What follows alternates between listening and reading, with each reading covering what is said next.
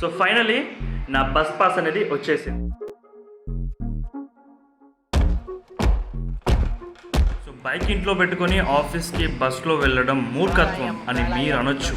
But recently Modi ఇచ్చిన statement అనేది అది నీకు నాకు వర్తించేది. ఈరోజు పెట్రోల్ ధర ₹3 పెరిగింది, రేపు కంపల్సరీ ₹10 పెరగవచ్చు. That's not because Modi is doing it. అది గ్లోబల్ క్రైసిస్కి కారణం.